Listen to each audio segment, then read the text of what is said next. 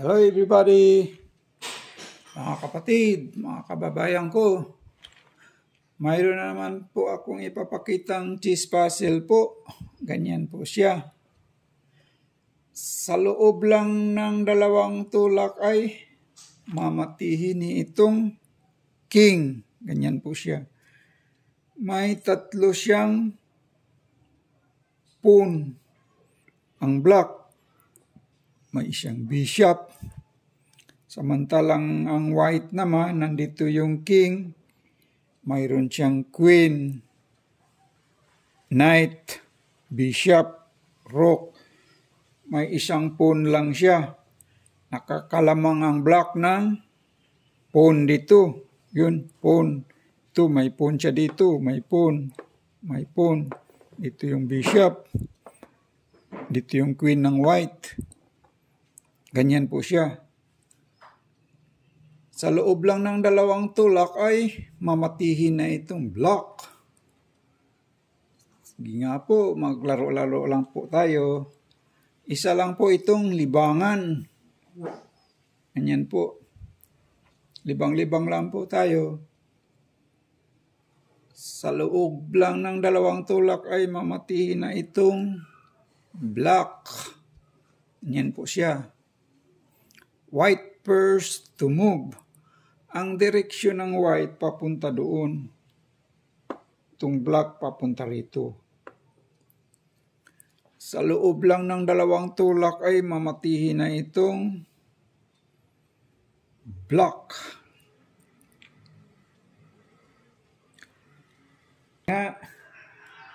Ano talagang tamang sagot dyan? Siguro naman may nakasagot na rin sa inyo dyan. Paki-comment na lang po kung anong tamang sagot po. May tatlong pawn siya dito, yung black. Halimbawa naman po, mag-check ang rook dito. Rook, check. Tatakbo lang siya dito. Wala nang kasunod. Wala nang mate dyan. Wala pong kasunod dyan. So, hindi ito. Ano nga tamang sagot dyan? Halimbawa, magpunta siya rito. Mag-check. Pupunta lang dito yon, ganyan. Walang mati dyan, wala nang kasunod. Halimbawa, hindi siya mag-check, magpunta siya dyan, o kaya dyan, saan man.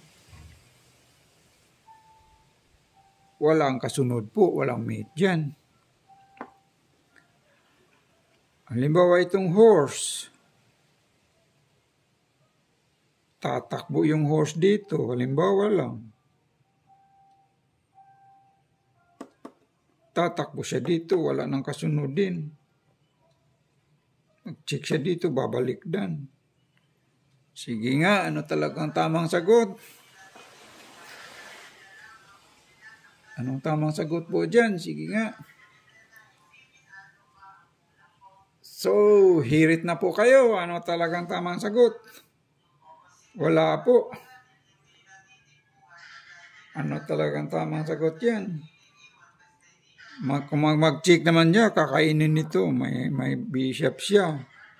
Mag-check, na-try na natin yan. Halimbawa, ito, mag-check ito. Ganon din, tatakbo lang dito. Halimbawa,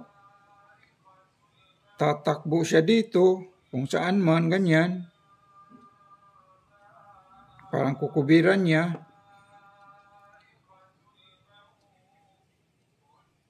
Kung tatakbo lang siya dyan, anong kasunod po dyan? Anong kasunod dyan for mate? Mag-check siya dito yung queen, babalik lang. Hindi naman pwede siyang mag-check dito, may bishop. Diba? Oh, ano talagang kasunod dyan? Ano talagang tamang sagot dyan? Na-try na natin to, mag-check yung queen. Ang knight niya, halimbawa dito yung knight. Gaganon siya. Tatakbo lang ako dyan. Wala na rin kasunod. Tatakbo lang ako dito. Wala nang kasunod dyan. Check naman siya dito. Babalik lang. Diba? Wala din kasunod dyan. Halimbawa dito.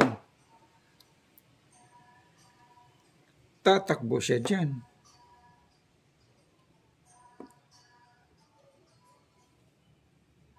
Diba? Tapos mag-check naman siya dito. Tatakbo lang siya. Wala namang check yung queen. Diba? Oh, wala. Tulak naman yung pawn. Kainin lang, walang mate.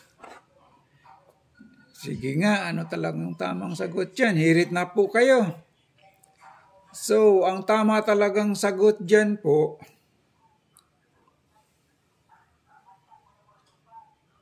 ang tamang sagot, itong queen pero hindi siya mag-check po.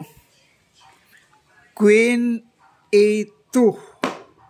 That is the right move. Ganyan. That is the right move. Yan. Ang sagot ng black, halimbawa,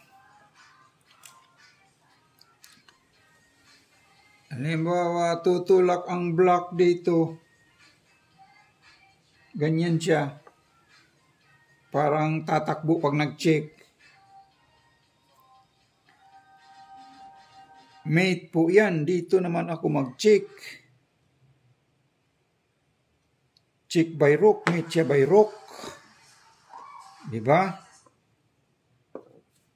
Halimbawa, ito ang itulak niya. Parang tatakbo din. Ganyan.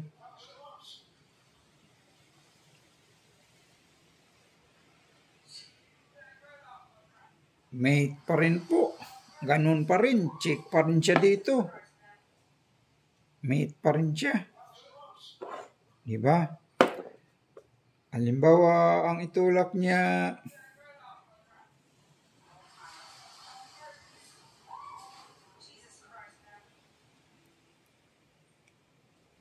halimbawa, ito ang itulak niya, ganyan, mate pa rin siya.